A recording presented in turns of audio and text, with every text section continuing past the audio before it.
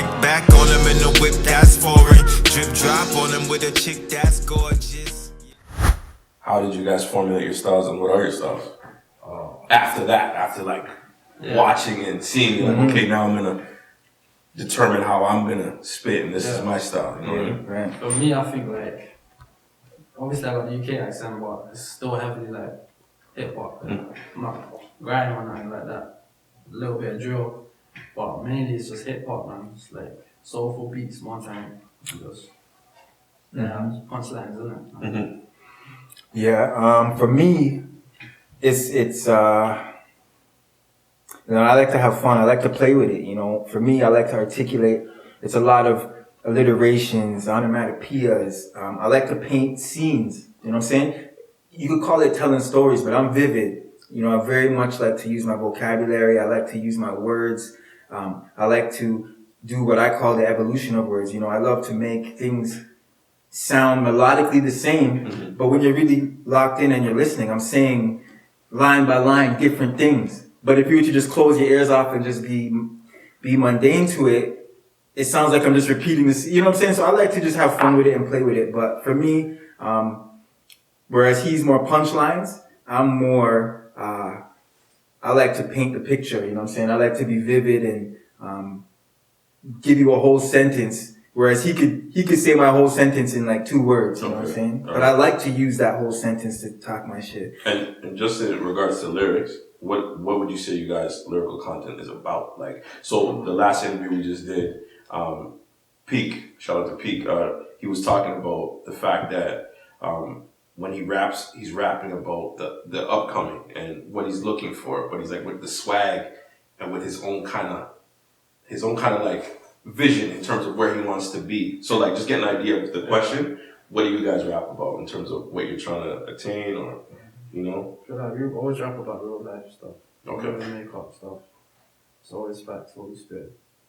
Also we just rap about what we want as well, like Exactly. Foresight. We put a lot of foresight into our music. Yeah. But that foresight also comes from how we're doing things right now and the things we're experiencing right now. And you just kind of know what's inevitable. You know what you want.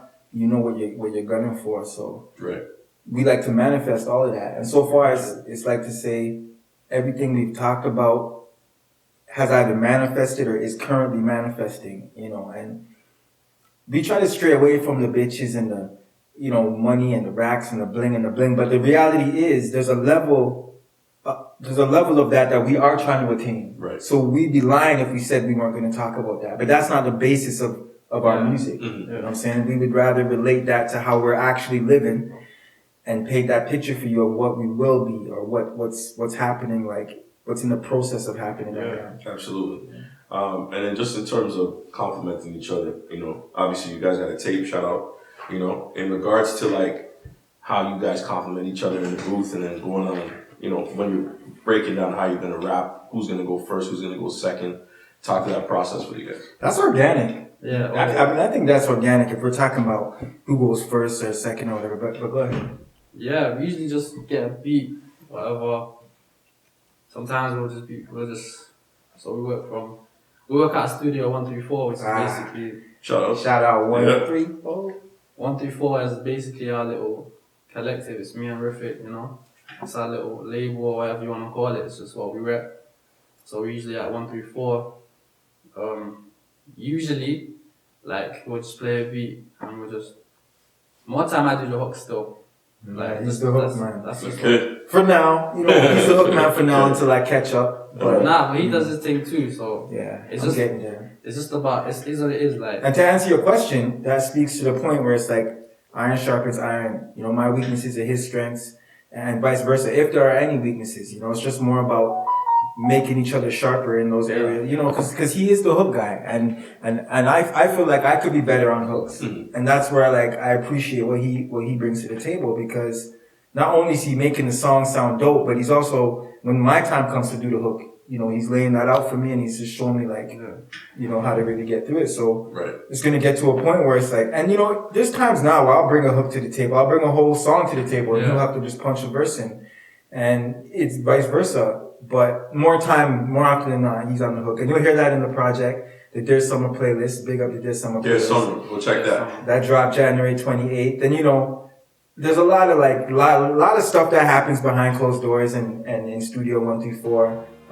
But long story short, that was supposed to drop months before it actually dropped. So we had to make tweaks and adjustments to that and just put it out and just get the ball rolling. So as much as that was our first drop, you know, we were very much looking forward to what's coming. Yeah. We got a lot coming up. I guess we'll talk about that. But in terms of how we complement each other, I feel we're very similar. In terms of we have this melodic type of approach to it. And we like the same beats. Oh yeah. Yeah, I like you guys' beats. The beat selection is crucial, and we seem to have a very similar ear. And the more we grow together, the more we're just refining it together. So that's pretty dope in itself. Back on them in the whip that's foreign. Drip drop on them with a chick that's gorgeous.